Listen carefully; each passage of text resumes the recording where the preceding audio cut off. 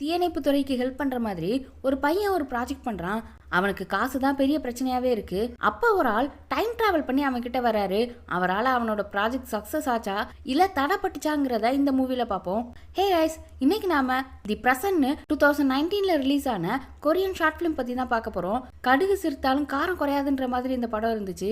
Short ஃபிலிம்னா 10-15 நிமிஷம் இல்லை, 45 minutes film. சரி, இப்போ வாங்க வீடியோக்குள்ளே போகலாம். அதுக்கு முன்னால் நீங்கள் இன்னும் நம்ம சேனலை சப்ஸ்கிரைப் பண்ணல அப்படின்னா சப்ஸ்கிரைப் பண்ணி வச்சுக்கோங்க. வீடியோ பிடிச்சிருந்தா கண்டிப்பாக ஒரு லைக்கை போட்டு விடுங்க. 2 பசங்க தெர்மல் டிடெக்டர் வச்சு ஒரு பொண்ணை தேடிட்டு இருக்காங்க. அது ஒரு பெரிய பாலடைஞ்ச குடோன் மாதிரி இருக்கு. வெளிச்சம் இல்லை, அப்படியே ஃபுல் இருட்டு.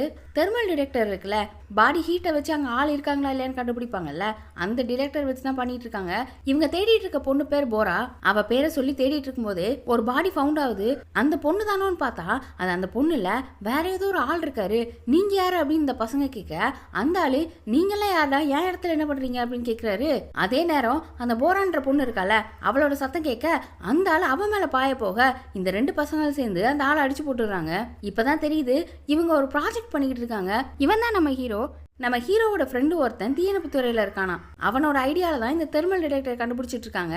தெர்மல் டிடெக்டர்ன்றது ஏற்கனவே கண்டுபிடிச்ச விஷயம் தான், ஆனால் இவங்க காம்பேக்டாக ஒரு டிவைஸ் கண்டுபிடிச்சிட்டு இருக்காங்க. இவங்க ரொம்ப நாளாக இதை ட்ரை பண்ணிட்டு இருக்காங்க போல.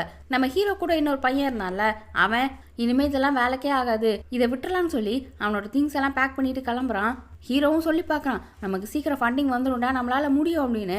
எந்த நம்பிக்கையில்டா சொல்கிற, ஃபண்டிங் வராது ஒன்றும் வராதுன்னு சொல்லிட்டு அங்கேருந்து கிளம்பிட்டான். அப்புறம் ஹீரோ போரா கிட்ட, நீ வீட்டுக்கு போக மிச்சதை நான் பார்த்துக்கிறேன் அப்படின்னு சொல்லி அனுப்பி வைக்க, ஒரு ஆளை அடிச்சு போட்டாங்களே, அந்த ஆளை சோஃபாலே படுக்க வச்சிருக்கான். கொஞ்ச நேரம் அவன் ப்ராஜெக்ட்டுக்கு ஒர்க் பண்ணி பார்த்துட்டு அப்படியே தூங்கிட்டான். இப்போ மறுநாள் காலையில் ஒரு ஆளை அடிச்சு போட்டாங்கல்ல, அவரை நம்ம அங்கிள்னு வச்சுப்போம்.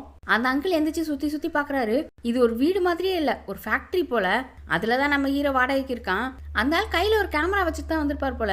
அதையும் எடுத்துட்டு டேட்டா பார்க்குறாரு. டேட்டா பார்க்கும்போது அவரோட முகமே வித்தியாசமாக மாறுது. அப்புறம் வெளியில் வந்து பார்த்தா அந்த உலகமே வித்தியாசமாக மாறி இருக்க மாதிரி அவருக்கு ஃபீல் ஆகுது. என்னடா இது, இவ்வளோ பெரிய பில்டிங்காக இருக்குது, என்ன நடந்துட்டு இருக்கு, என்ன ஆச்சு அப்படின்னு ஒரே பரபரப்பாக ஓடிட்டு இருக்காரு. அப்போ ஒரு லேடியை பார்த்து இது எந்த வருஷம் அப்படின்னு கேட்குறாரு. அப்போவே நமக்கு புரிஞ்சு போச்சு, இந்த அங்கிள் தான் டைம் ட்ராவல் பண்ணி வந்திருக்காரு. அந்த லேடியும் 2019 சொல்ல, 2019 நிஜமாவே இது 2019 ரொம்ப சாக்காவறாப்ல. இப்போ ஹீரோ வீட்டில் பார்த்தா ஹவுஸ் ஓனர் லேடி 2-3 ஆட்களை கூட்டிட்டு வந்திருக்காங்க. ஹீரோவை இந்த இடத்த விட்டு காலி பண்ண சொல்றாங்க. இவன் ஃபினான்ஷியலாக ரொம்ப பின்தங்கி இருக்கான், வாடகை கூட கொடுக்க முடியாமல் இருக்கான் போல.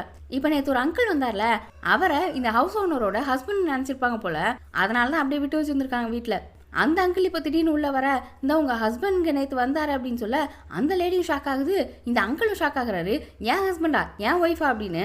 அப்படியே அந்த லேடி கடுப்புல அங்கேருந்து கிளம்பிருச்சு.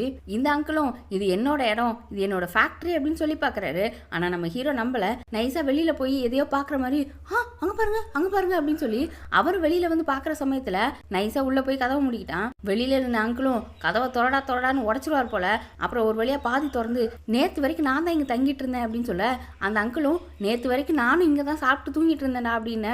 ஹீரோக்கு நம்பிக்கையே இல்லை, என்னடா இவனுக்கு கிறுக்கா இருக்கும் போல அப்படின்னு. உடனே அந்த அங்கிள் ஒரு ஐடி கார்டு எடுத்து காட்டுறாரு.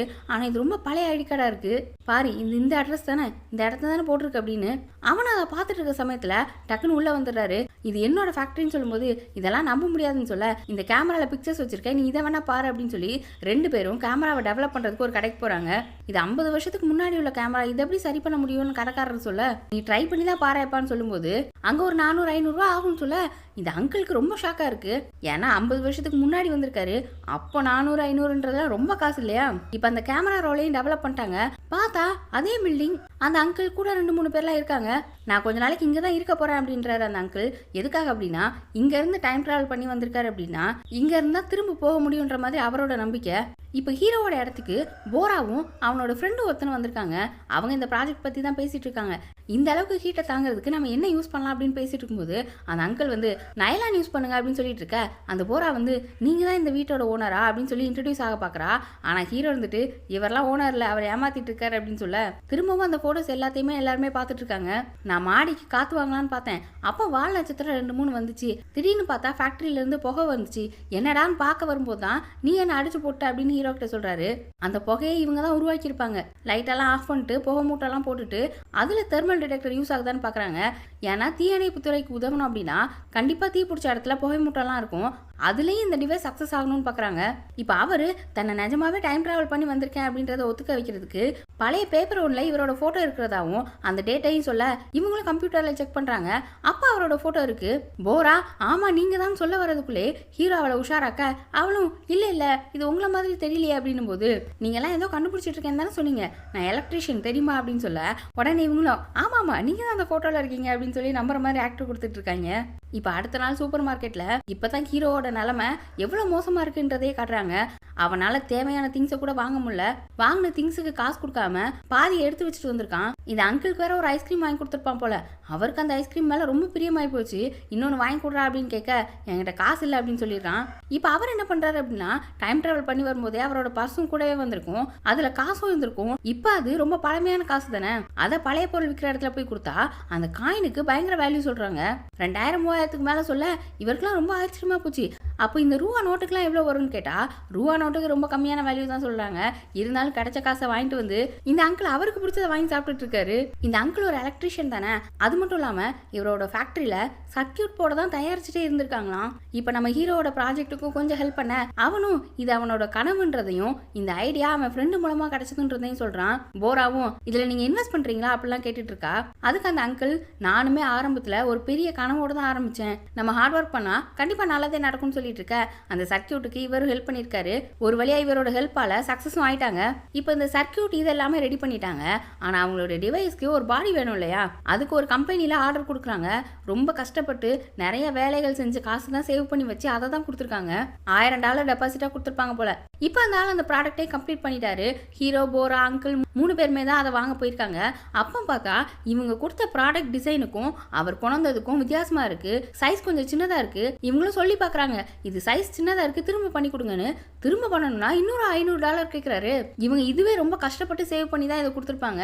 இன்னும்லாம் முடியாது அப்படின்னும் போது சரி ஒரு $200 கொடுங்க முடிச்சு கொடுக்குறேன் அப்படின்னும் போது அங்கிளுக்கும் கோவம் வந்துருது.